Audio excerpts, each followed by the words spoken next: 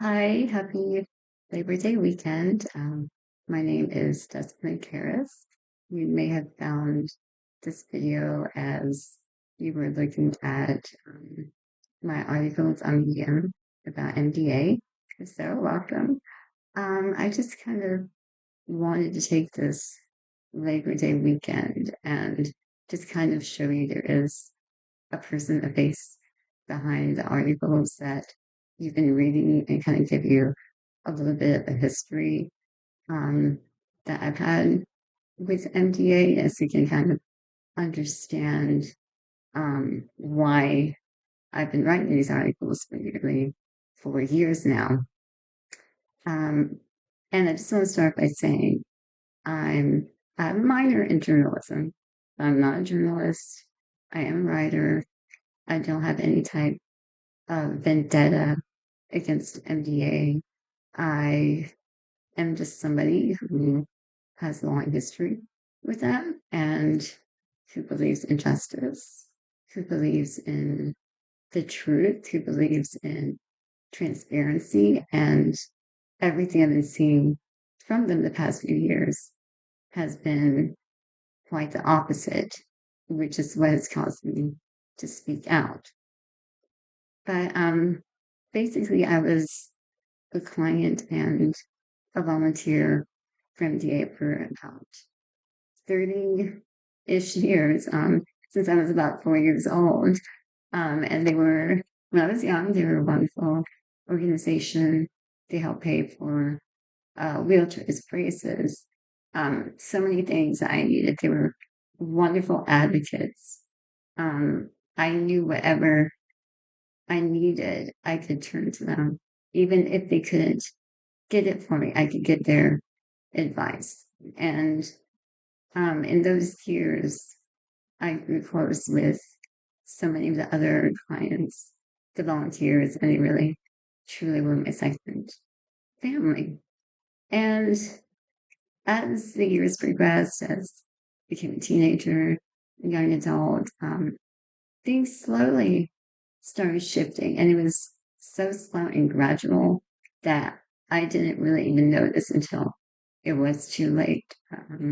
They started cutting services. They used to provide $2,000 for wheelchairs, then it went down to 1,000, then went down to nothing. They used to provide flu shots, payment for flu shots. A few years later, they stopped doing that.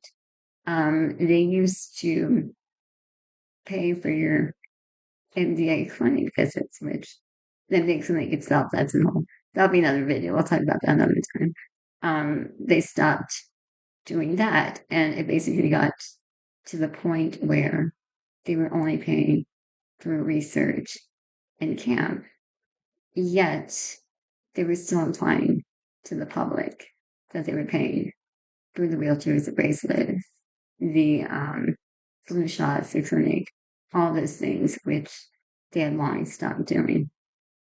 So that was a catalyst to my writing these articles.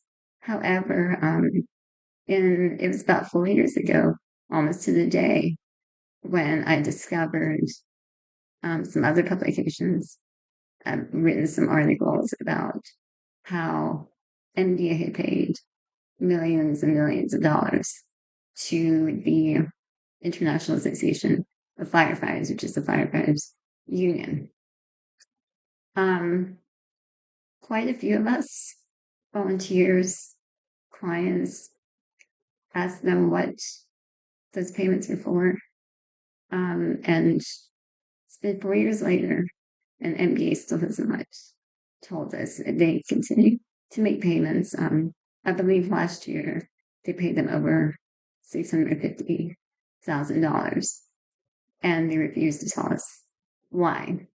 And the firefighters, and even the ones in the union, a lot of them didn't even know that was occurring until the firefighters' tax bills came out.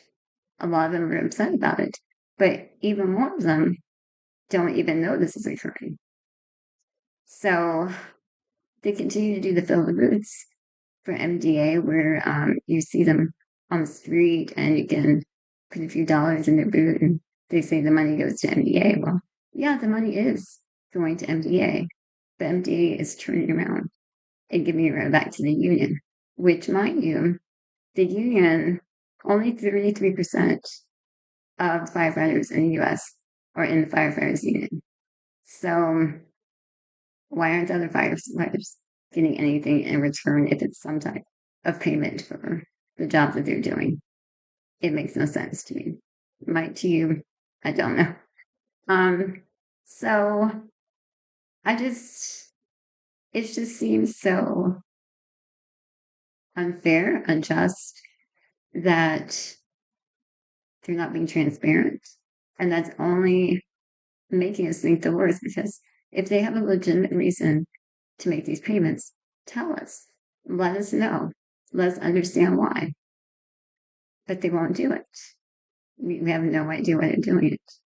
And last year, in the 2023 taxes for MBA, they spent 14 million on research grants, which is great.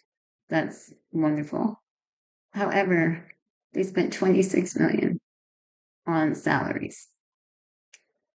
And that's the thing. They're still only paying for research, paying for camp.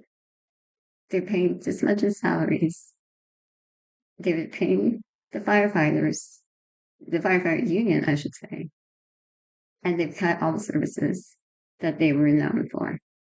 And they still imply that they provide them. They still say that they're providing hope and support, and there's nothing really to show for that. So that's my story. In a very, very small nutshell, I hope that this is the beginning of a few videos that I do going a little more into depth about certain things like the firefighters, the clinics, that type of thing. But I know this month MDA is ramping up a lot of fundraising. They're hoping you get nostalgic about the telethon because it is Labor Day weekend. I know the fill booths are high speed right now. Everybody's doing the fill the boot. However, I also know that lots of fire stations have refused to do it now that they found out what's going on. So, in case you stumbled upon this video without having read my articles, you can check out the links below to read some of them and just find out a little bit more about what has been going on the last 4 years and beyond with MDA. But just please, even if it's not MDA, please research any organization you give to.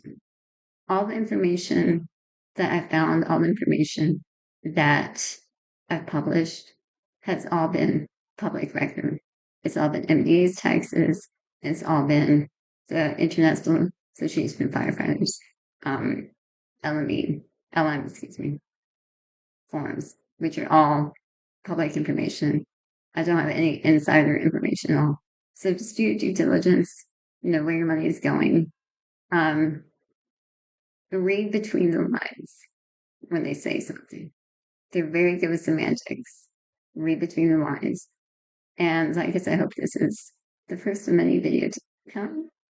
And thank you so much for watching.